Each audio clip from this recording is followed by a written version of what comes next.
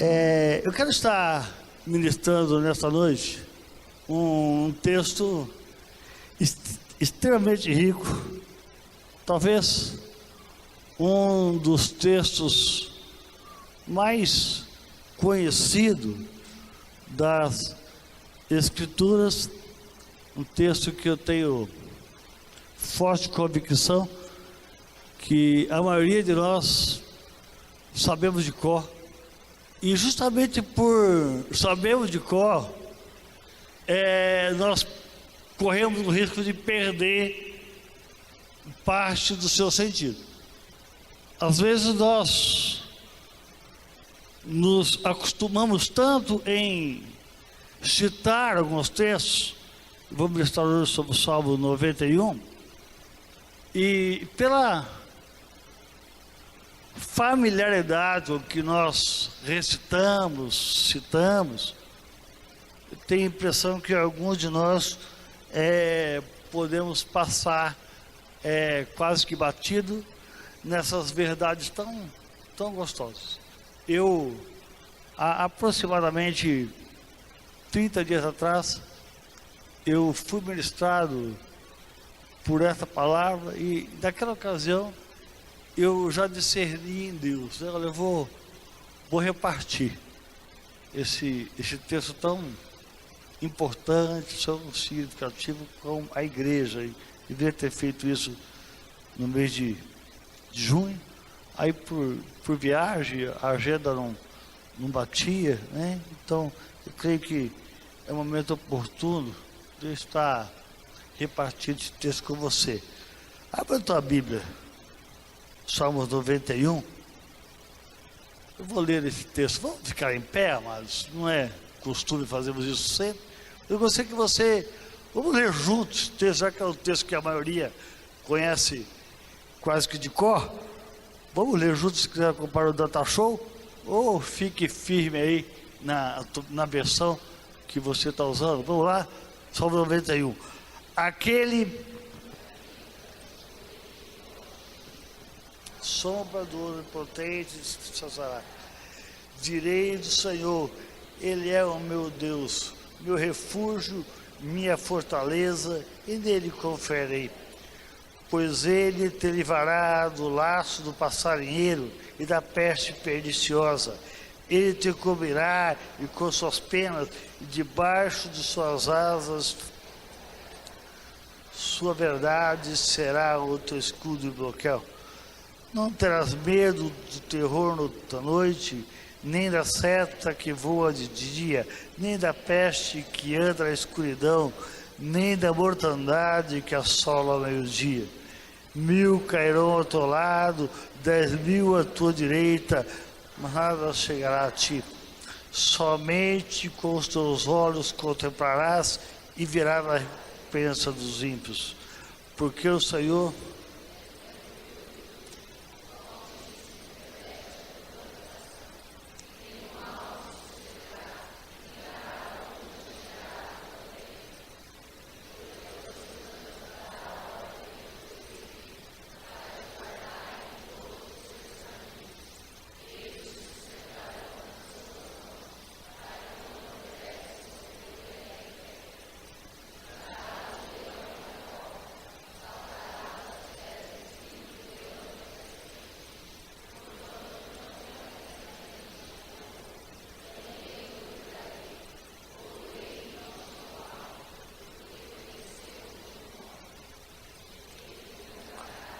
e eu lhe responderei, estarei com ele na angústia e glorificarei, fartei. Você crê nisso, querido? Então aplauda o Senhor teu Deus. Amém. Pode sentar, meu irmão. Pode sentar. Esse texto, ele foi escrito cerca de 1000 anos antes de Jesus. Rei Davi viveu aproximadamente 1000 anos antes do Senhor e é contemporâneo desse texto. E é um texto que, embora aí com quase 3.000 anos de história, um pouco mais do que isso, é um texto parece que é muito realista. O texto fala de algumas coisas muito pertinentes, embora a linguagem não seja tão precisa assim, tão atualizada. O assunto desse texto é no mínimo atual. O texto usa algumas expressões, por exemplo, no verso 3, ele usa a expressão laço do passarinheiro, peste perniciosa. Nós vivemos momentos onde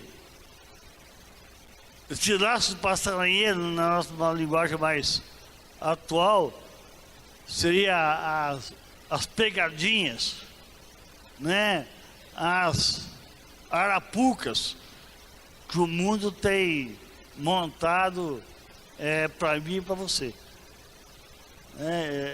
Quem viaja que nem eu viajo, já viajei mais, mas ainda viajo com uma certa frequência. Não é comum eu chegar um recado em casa, né? Que um pardalzinho, né? Bem escondidinho assim, né? Quando eu li aqui laço do passarinheiro, né? Fico imaginando os pontos da minha carteira, né? Se for só isso, tá bom. Mas tem muito mais do que isso. Tem muitas coisas ocultas. Tem muitas vezes eu e você somos pegos aí por situações imprevistas aos nossos olhos. A Bíblia fala aqui de peste perniciosa. Eu acabei de chegar agora de uma reunião, de uma Assembleia Geral da Igreja, né? Uma reunião que tem a cada quinquênio. Ficamos uma semana reunidos como igreja. Eu fiquei contente, o dia que eu entrei no concílio. Não é um ambiente de culto, né? Não é um ambiente de celebração, é um ambiente de plenária, de reunião. E eu, na minha inocência, falo, que gostoso, né? Tem um óleo de unção na mesa para cada delegado. Fiquei feliz, a beça. Quando cheguei mais perto, era um tubinho de álcool gel. Por causa da gripe. Eu lembrei disso aqui, né? Peste perniciosa. Já virou moda no nosso país, né? Parece que quanto mais a ciência evolui, a peste também, né? São tantas novidades que a gente já nem sabe qual que é a doença do dia, qual que é a doença da moda. É isso que Deus está dizendo aqui, que Deus é capaz de te livrar da peste perniciosa. O verso 5 fala algo terrível. O verso 5 fala aqui do terror noturno. Cheguei em casa ontem, por volta da meia-noite. A Adri estava apavoradinha lá, né? Porque ela ficou em casa com as atividades dela, depois eu vim para o culto. Falei, roubaram a casa do vizinho, né? Levaram tudo, não ouvi nada, né? A Dineira está tão carente de escutar bom sermão, que eu saio de casa, põe na internet para escutar alguém que presta pregar, né? Ela ficou escutando um bom sermão, não viu o terror noturno que estava roubando a casa ao lado. Seta que voa de dia, né? Se fosse a linguagem de hoje, diria bala perdida, né? Algumas balas perdidas, outras balas muito bem endereçadas. O que o texto está dizendo é isso. O que o texto está dizendo é que em volta de mim e de você existe artimanha do inferno. O que o texto está dizendo é que em volta de mim e de você existe laço do passarinheiro. Que em volta dos nossos lares, em volta das nossas empresas, né? Em volta das nossas atividades, tem toda a armação do inferno para tentar roubar nossas vidas. Amados, nós não podemos nos enganar. A Bíblia fala que o ladrão, figura de Satanás, veio para roubar, matar e destruir. Querido, há uma intenção do inferno contra a tua vida. Há uma intenção do inferno contra a tua família. Há uma intenção, há laços do inferno tentando nos envolver de toda maneira. E esse texto, ele vem tratando dessas realidades. E eu, antes de começar a entrar no texto em si, eu queria fazer duas observações. Eu não posso nem ignorar essas realidades e nem ficar paralisado por elas. Eu fiquei pensando, hoje eu tive ontem eu cheguei do culto, em casa meia-noite, fui informado que havia falecido alguém na nossa igreja ali em Jacapitã, e hoje à tarde eu precisei meio que bate e volta fazer um ofício fúnebre, né? Eu quase perdi o horário para me preparar para a reunião, mas quando estava indo para lá e pensando no texto, né, eu falei, Deus, eu queria ter a graça de expressar para a igreja o perigo do desequilíbrio. Você pode perguntar, mas Éder, que desequilíbrio? O desequilíbrio de você viver atacado pelo inferno, atacado pelo inimigo, atacado por demônios da parte do inferno que fazem tudo para destruir você, e você passar desapercebido, como se isso não existisse. Ou então o contrário, consciente de que existe um mundo espiritual, você e eu paralisarmos. E eu tenho medo desses dois desequilíbrios, do fanatismo religioso que leva as pessoas a se alienarem de tudo, porque começam a espiritualizar tudo, então morrem de medo do inimigo, ou pessoas que vivem ao bel prazer do inferno. Minha palavra nesse início é que Deus dê a mim e a você sabedoria, discernimento, saber que o mal existe, saber que o mal está aí, saber que existe um inimigo que me odeia por razão muito simples. Ele tem ódio da glória de Deus que habita em mim. O meu inimigo, ele não pode fazer nada contra o meu Senhor. O meu inimigo, que é Satanás, ele foi banido dos céus, foi expulso dos céus. E por ele não ter acesso hoje a Deus, ele tenta ferir todo aquele e toda aquela que traz em si a manifestação da glória de Deus. Se você quer ter o favor de Deus, querido, você vai ter que ter também o desfavor do diabo. Se você quiser ter a cooperação de Deus, você vai ter que enfrentar a oposição do inferno. E duas coisas são perigosas, vou repetir essa ideia. É você ignorar isso e viver como se isso não existisse, ou você paralisar por medo de tamanha confronto. Nós temos que clamar a Deus para que um equilíbrio possa me fazer consciente daquilo que me envolve, mas também ciente de que não só eu tenho a oposição do inferno, eu tenho também ao meu dispor a manifestação do poder e da graça de Deus. Eu estava terminando hoje ali, e nem comentei isso com a minha família. Eu cheguei já quase 3 horas da tarde, atrasado para o almoço, e nem comentei. Quando eu estava encerrando o ofício fúnebre, ali alguém ficou possesso. Alguém caiu endemoniado no finalzinho de um culto de ofício fúnebre, né? Eu pensei, né? É laço passarinho, é seta que voa ao meio-dia, tentando roubar.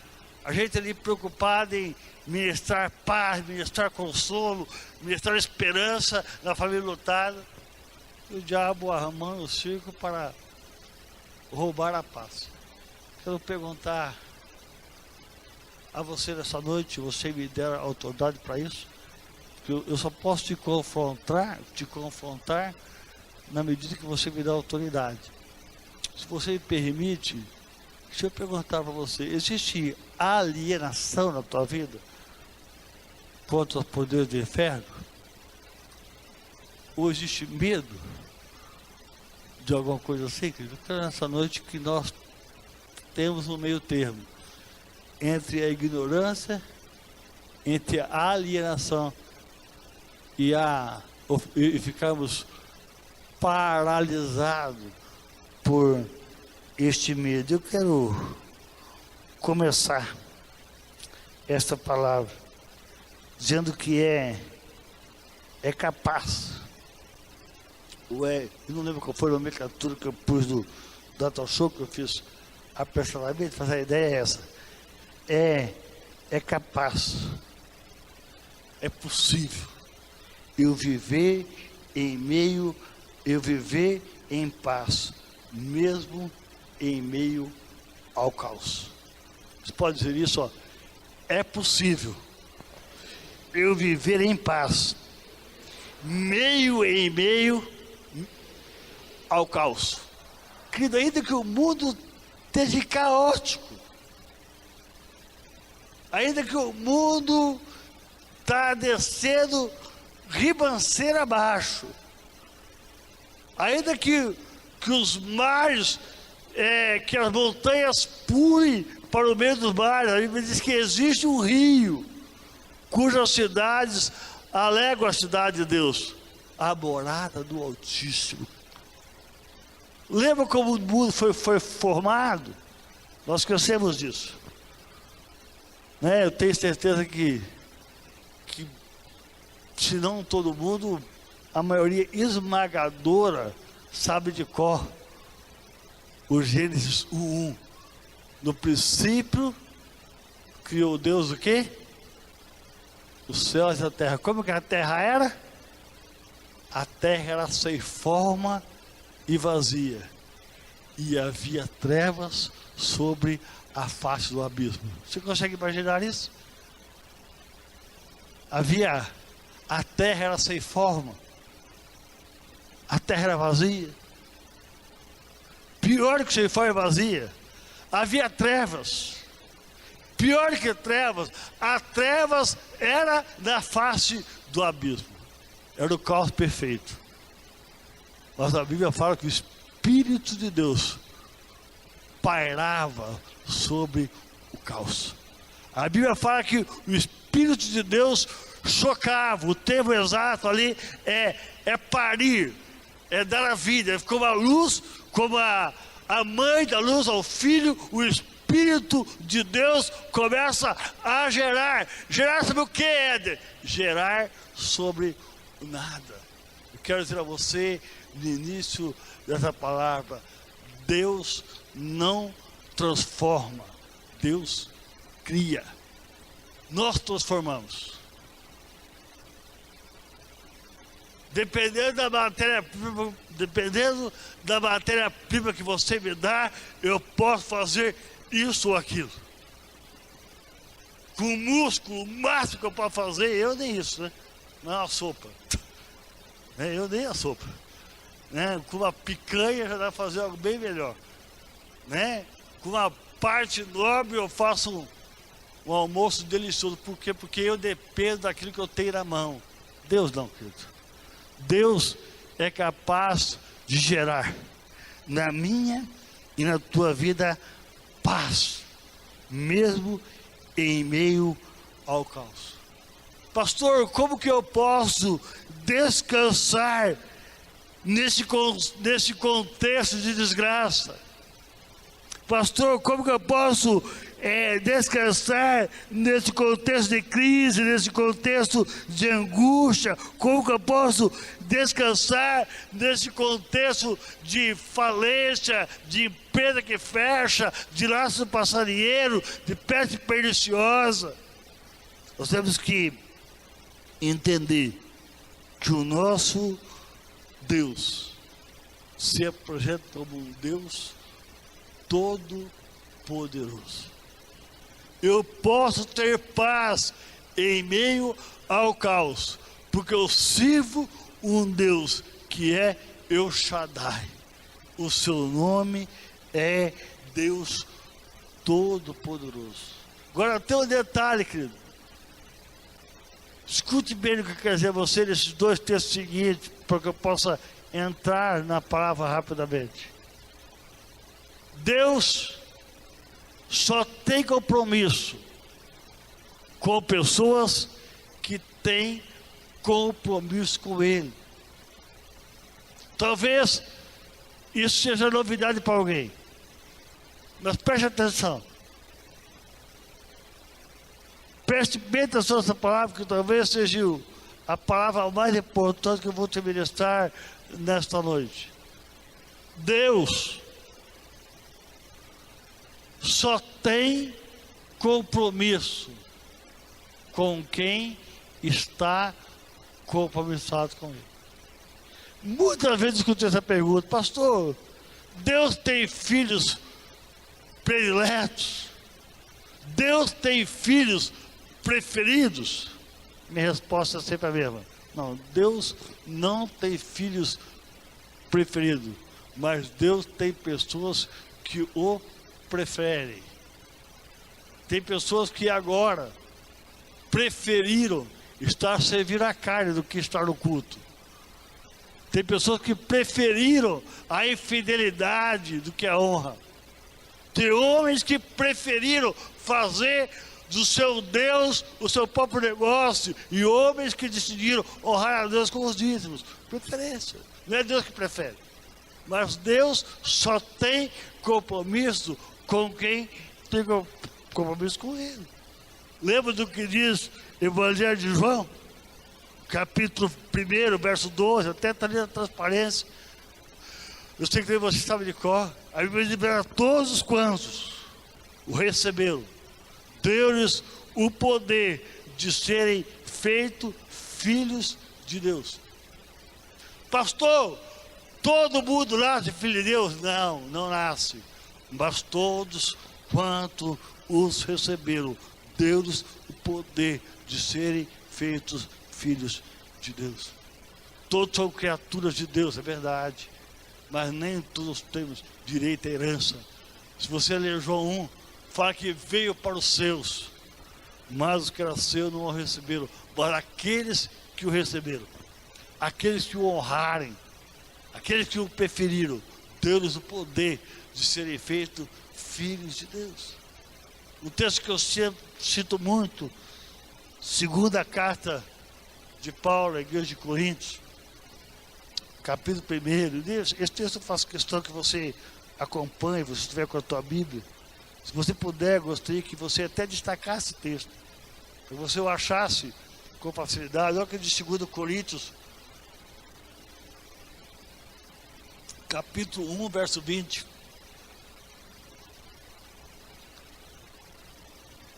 Porque todas quantas promessas há em Deus, são nele o sim, e por ele o amém, para a glória de Deus. Olha o que Paulo está dizendo. Porque todas quantas promessas há em Deus, essas promessas têm em Jesus o sim. Você sabe o que eu vou dizer, né? Se em Jesus tem o sim, a mesma promessa fora Jesus tem o não. Ah, pastor, Deus disse.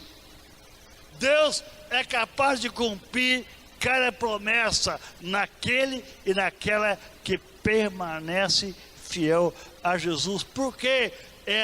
porque todas quantas promessas há em Deus, tem em Jesus o sim. Quero perguntar para você nesta noite: habita dentro do teu coração a pessoa de Jesus? Ou habita dentro de nós sonhos, desejos, carnalidade? Porque Deus não tem compromisso, querido, com quem não tem compromisso com Ele. Eu falei isso de manhã, esse comunicado foi que ia citar à noite. Preste muita atenção nessa palavra. Se você só tem compromisso com Deus de domingo à noite, de segunda a sábado, você corre muito perigo.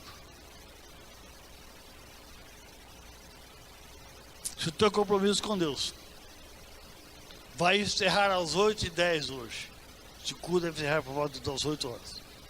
Se o teu compromisso com Deus encerra às 8h15, a partir das 8h15 até domingo que vem às 6 horas, você corre muito perigo. Porque Deus não tem compromisso com quem não está aliançado com Ele. Eu quero entrar logo no que eu vim dizer hoje, mas nós como cristãos somos muito ingênuos. Nem Jesus ousou exercer o ministério sem antes ir para o deserto, ser tentado pelo diabo e ser cheio de Espírito Santo. E eu vejo cristão fugindo do deserto. Quem foge do deserto, na verdade, foge da oportunidade de receber o poder do Espírito, querido. Então, fugir de guerra. Pastor, por que falar de laços passarinheiros? Pastor, por que falar de peste perniciosa? Pastor, por que falar de terror noturno? Querido, escuta isso. Você que ao invés de ler Bíblia, lê caixinha de promessa, talvez não está escrito lá, mas há uma promessa na Bíblia. No mundo tereis aflição, é promessa. Se você não passou, vai passar. Sabe por quê? Porque o deserto é pré-requisito para a vida de vitória. Eu fico preocupado com as nossas igrejas hoje que só pregam sobre ressurreição. Ninguém prega sobre a morte. Cadê a sexta-feira da paixão, querido? Quem tirou a cruz do Evangelho? Quem falou para você? A Adirair citou Jó aqui hoje. E a Adirair falou que Deus não troca.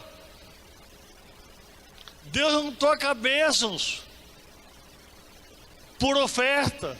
Ao contrário. Deus não troca, Deus não paga adoração com bênção, né? Isso foi isso que ela disse. Quem está disposto a tirar tudo para ser adorado é Satanás. A proposta, tudo isso te darei, se prostrado e me adorares, veio do inferno. Igrejas cheias de homens e mulheres trocando, eu adoro, desde que, se Deus resolver a minha crise financeira, eu adoro. Se Deus resolver a minha crise conjugal, eu adoro. Quem troca a adoração por bênção é inferno, querido. Você não vê na Bíblia em nenhum lugar Deus falar como fruto da adoração, Ele vai te abençoar. Ao contrário. Nós temos que entender, querido, que podemos ter paz mesmo em meio ao caos. Eu vou rapidamente citar o profeta Isaías. Lembra o profeta Isaías? Isaías 6. Se eu fosse descrever o meu chamado, eu teria inúmeras coisas para contar. Eu tive o grande privilégio de discernir o meu chamado muito cedo. Eu tive a grande honra de perceber e de discernir o chamado de Deus na minha vida muito cedo. E eu teria inúmeras experiências para contar para você do meu chamado. Sabe como que Isaías descreveu o chamado dele? No ano em que morreu o rei Uzias, eu vi o Senhor assentado sobre um alto e sublime trono. Porque a crise não impede o reinado do Senhor. Eu posso ter paz mesmo em meio ao caos. Eu não preciso ter as minhas dificuldades resolvidas para gozar paz. Sabe por quê?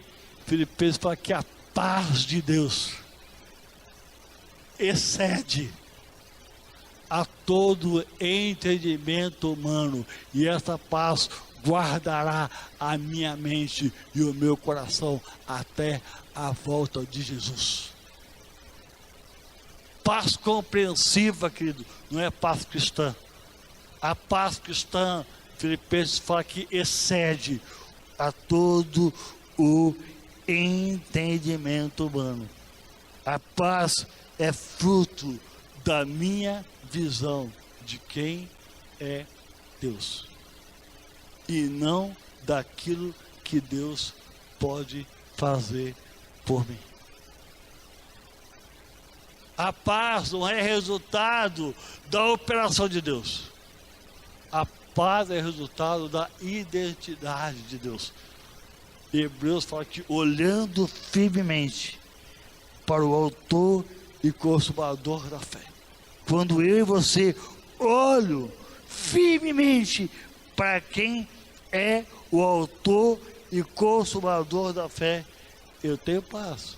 Por isso que a Bíblia diz, no versículo 1 do Salmo 91, aquele que habita no esconderijo do Altíssimo, a sombra do Todo-Poderoso descansará.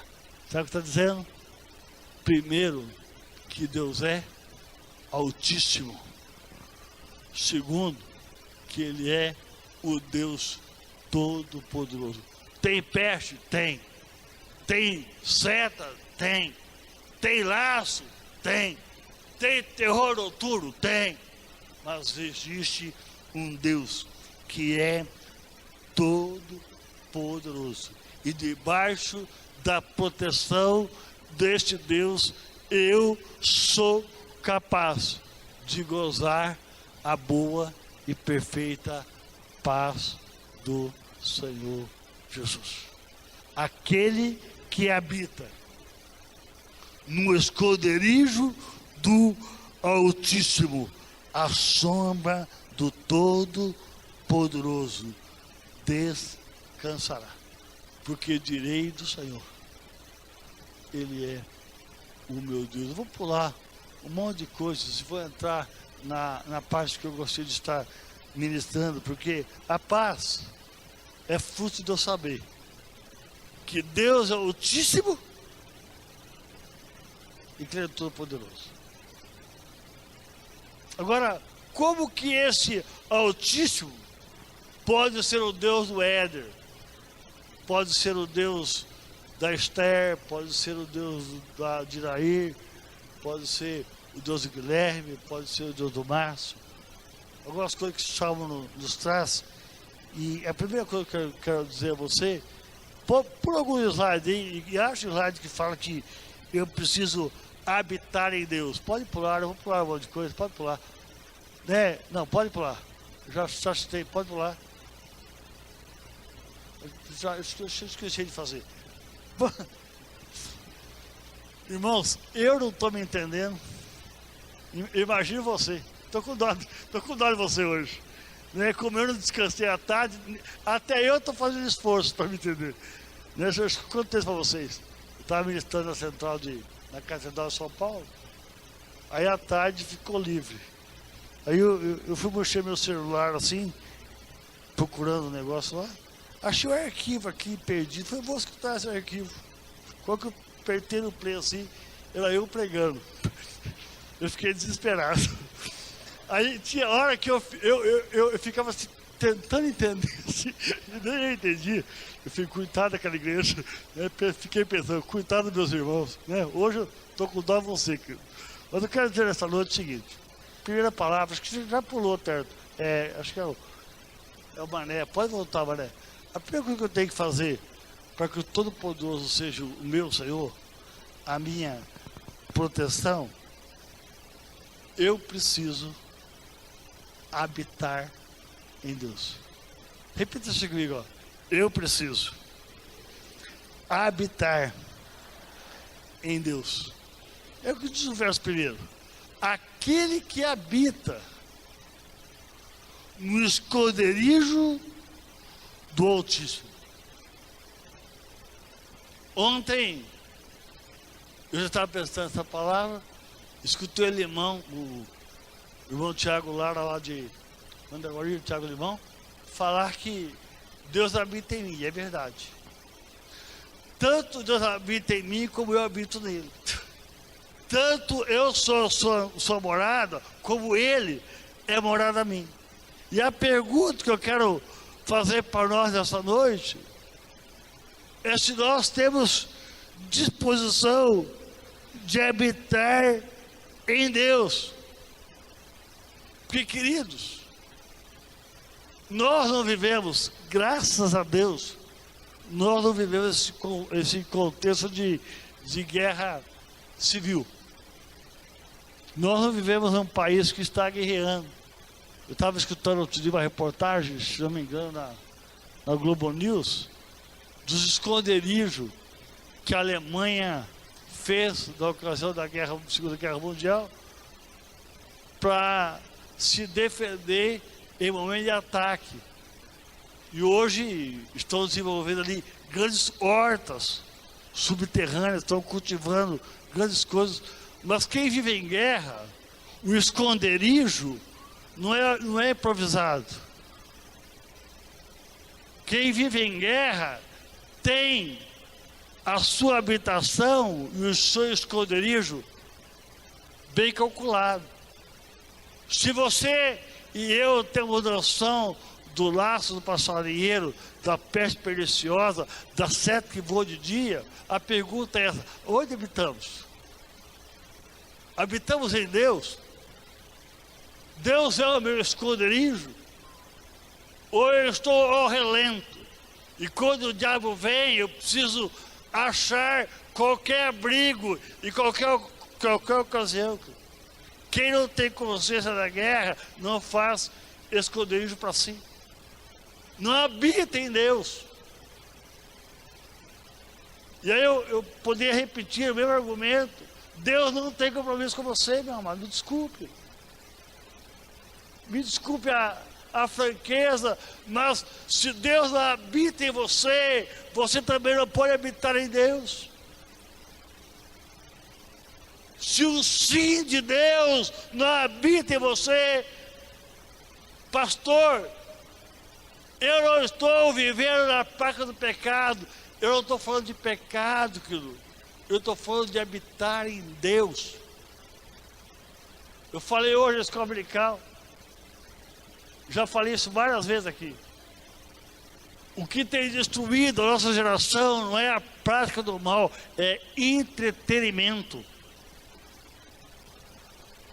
Nós passamos boa parte do dia hoje entretido. A indústria do entretenimento, mesmo a gospel, tem faturado horrores. Tem crente que fica em casa ouvindo o sermão ao invés de ir para a igreja. Sabe por quê? Entretenimento.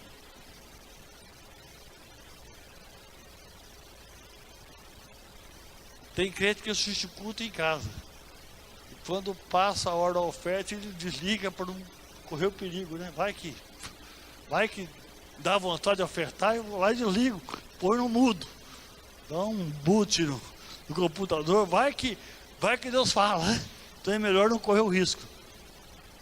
Deixa eu repetir para você. ou eu e você, habitamos em Deus, ou estamos em grande perigo. Segundo princípio, nós precisamos declarar a nossa fé. Fala assim, ó, é preciso eu declarar a minha fé. Olha o que diz o verso 2. Você está com a tua Bíblia aberta aí? Olha o que diz o verso 2, Salmo 91. Eu direi o quê? Eu escolhi essa tradução aqui por propósito, né? Essa tradução que eu escolhi é a revista atualizada. Ela fala assim: eu direi do Senhor, Ele é o meu Deus. E aqui, para aquilo que eu quero falar, dá toda a diferença sobre eu dizer do Senhor do que eu dizer ao Senhor. Porque eu posso dizer ao Senhor no escritório, no cantinho do meu quarto. Eu posso omitir a minha opinião e eu digo ao Senhor. Mas na versão que eu escolhi, ela fala assim: eu direi do Senhor. Sabe por quê, querido? Que eu direi do Senhor? Porque quando o mundo todo estiver no juízo e eu estiver sob a graça do Senhor, eles vão entender que não foi o meu braço forte. Eles vão entender que não foi o meu tiro comercial. Eles vão entender que não foi a minha capacidade intelectual, não foi meu QI, não foi a minha habilidade de relacionamento. Eles vão saber, foi a graça de Deus manifesto na vida, porque Ele dizia: o Senhor é o meu Deus. Quando eu decidi ir para o ministério, eu fui comunicar a algumas pessoas a minha decisão. E havia uma pessoa, hoje já falecida, mas na época era alguém assim muito próximo da figura paterna, é meu padrinho de batismo. Alguém na época, uma situação financeira muito favorável, e eu fui falar para ele que eu iria para o seminário. Ele olhou para mim e falou com alto e bom tom: quem tem uma loja para tocar? Na época meu pai tinha uma filial em Bandeirantes e tinha uma loja em Camará. Falou: quem tem uma loja que é dele e um outro que vai herdar, e se esconde atrás do púlpito, para mim é covarde. Sabe, querido, eu só dizia assim: eu tenho um chamado. Era muito fácil para mim entrar no quarto e dizer ao Senhor: Senhor, eis-me aqui, envie-me a mim. Mas é difícil encarar as pessoas e dizer: olha, eu vou dizer acerca do Senhor, Ele me chamou. Sabe, querido, não basta ter uma fé camuflada, não basta ter uma fé escondida. Deixa eu perguntar para você: o teu amigo sabe que você diz acerca do Senhor? Ou você só faz as tuas orações no cantinho? É difícil, querido, você assumir a tua fé no meio de uma geração que tem valores opostos aos seus. Mas quando você assume que é o teu Senhor e o teu Deus te dá livramento, todo mundo, ao invés de elogiar a tua competência, a disciplina, a tua inteligência, a tua determinação, ele vai dizer: foi o Deus que o chamou. Sabe o que o Romanos 10 fala? Com o coração se crê para a justiça, e com a boca se faz confissão acerca da salvação. Com o coração é fácil crer, querido. O difícil é confessar com a boca, porque eu direi do Senhor, Ele é o meu Deus. Terceiro princípio, para que eu possa me ver livre de toda a guerra do inferno, eu preciso decidir guerrear. Fala assim comigo agora. Eu preciso decidir guerrear. Olha o que diz o verso 13, aí do Salmo 91. Pisarás o leão e a cobra, calcarás os pés o leão e o filho da serpente. Eu não tenho nem tempo, nem propósito de demorar em cada tópico, até porque eu tenho mais 2 para encerrar. Mas é necessário você se dispor para a guerra. Por que, Éder? Porque você tem que estar disposto a pisar o leão, a pisar a cobra. A primeira figura bíblica de Satanás é justamente uma cobra, a serpente no Éden. E a promessa é que a mulher pisaria a cabeça da serpente. E nós sabemos que a mulher é a figura da igreja. Não é Jesus que pisa a serpente, é a mulher. Sou eu e você. Eu e você temos que entender que o diabo tem verdadeira síndrome do pânico. Quando ele escuta o nome Jesus, ele lembra do Calvário. Quando ele encontra um cristão, uma cristã disposta a ganhar, ele pensa, estou em apuros, porque este conhece a autoridade que tem no nome do Senhor. Sabe que nós precisamos nos dispor para a guerra. João 11:12 fala que desde João Batista até agora o reino de Deus é tomado por esforço, e é por violência, querido. É que nós hoje somos só contemplativos. Eu gosto de contemplar também. É gostoso erguer a mão em adoração e adorar ao Senhor. Mas há momentos que você tem que pôr a mão na espada e dizer ao diabo: o diabo, tira a mão da minha empresa. Diabo, tira a mão da minha família. Diabo, tira a mão dos meus filhos, porque eu vou pisar o leão, eu vou pisar a cobra, eu vou colocar os pés, o filho do leão e a serpente. Por penúltimo, e eu quero encerrar logo em seguida, eu preciso aprender a expressar o meu amor a Deus. Diga assim: eu preciso aprender a expressar o meu amor a Deus. Olha o verso do número 14. E eu escolhi essa versão também de propósito, né?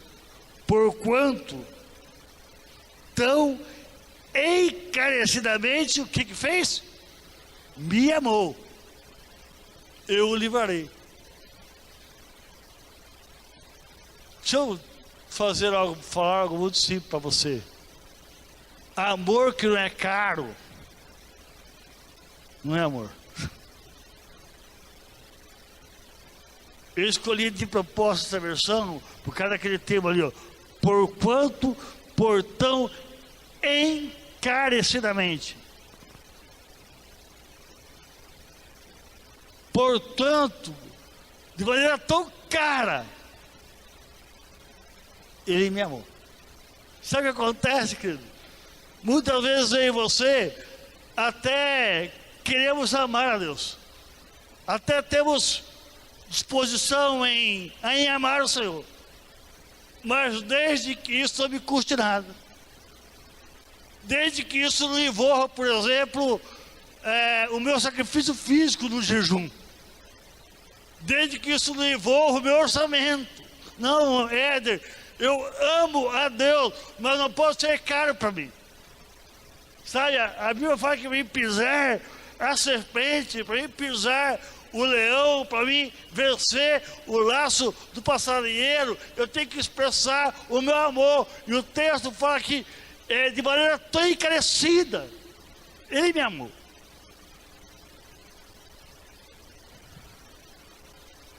Estou quase encerrando essa palavra. Deixa eu perguntar, se você me dá essa autoridade, quanto você tem gasto? Eu não estou pensando em dinheiro, não. Quanto você tem aberto mão de tempo, por exemplo? O teu amor para com Deus é algo que custa um preço, né? Ou você é daquele que fala, não, pastor, nas férias, pode contar comigo, porque eu estou de férias mesmo. Não, pastor, o dia que eu tiver sobra, pode contar comigo. Se eu ganhar na loto sozinho, né? Então, fazer isso, aí não é amor caro, querido. Aí é um amor de sobra. A Bíblia diz que aquele que vai pisar o adversário, aquele que vai destruir o laço do passarinheiro, é aquele que tão encarecidamente me amou. Deixa eu terminar essa palavra. Último tópico. Nós precisamos aprender a invocar a Deus. Olha o verso do número 15, se não estou enganado, né? Não estou conseguindo nem ler. Está difícil, hein? E ele me invocará, e eu lhe responderei. Estarei com... Obrigado, querido. Agora eu não acho o microfone, mas me ajudou. Ele me invocará, e eu lhe responderei. Sabe, querido, tem crentes que ao invés de invocar a Deus, ele fica invocado. Estou emburrado. E ao invés de sentar no primeiro banco, eu sento no último. Por quê? Eu sou invocado. A Bíblia fala que é para você se invocar. A Bíblia fala que é para você invocar a Deus. Pode pagar, que eu quero ler lá de novo. Tá bom assim. Olha, volta no 15. Ele me invocará, e eu lhe responderei. Agora, e daí? Respondeu, resolveu? Não. Estarei com ele aonde? Na angústia. Quando você invoca a Deus, não significa que a angústia vai acabar, querido. O senhor não gosta do Salmo 23? O Senhor e o pastor, ele faltará deitar e fazer, ainda que eu ande pelo vale da sombra da morte. Às vezes nós não queremos andar na sombra da morte, querido. Queremos invocar a Deus e de imediato responder. Não é assim. Você invoca a Deus, no primeiro momento, Ele só está com você. Aonde? Na angústia. Pastor, eu queria estar com Deus no banquete. Banquete é depois, querido. Talvez agora é angústia. Agora, o bom é que a angústia passa, ó. Ele me invocará, eu lhe responderei, estarei com ele na angústia, e então dela o retirarei e o glorificarei. O clamor só ora quem tem disposição de se angustiar. Se não, ao invés de procurar Jesus, procura o Shazam da lâmpada, o gênio que tem 3 pedidos.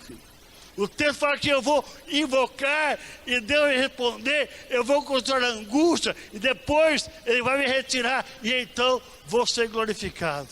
E por fim, termina o verso 16, coloca para mim, Manuel, fazer um favor, verso 16, farta-lo-ei com longuras de dias e lhe mostrarei a minha salvação. Para quem, pastor? Querido, para quem invoca. Pode acender a luz e eu vou encerrar. Para quem tem disposição em pagar o tempo em vida de oração. Eu invocá-lo-ei, estarei com ele na angústia. Há momentos em que a angústia demora a passar, mas o homem e a mulher de Deus sabe que tem laço, que tem peste, que tem terror noturno, mas ele tem disposição de invocar ao Senhor. Eu quero encerrar essa palavra orando pela minha vida, orando pela tua vida, na certeza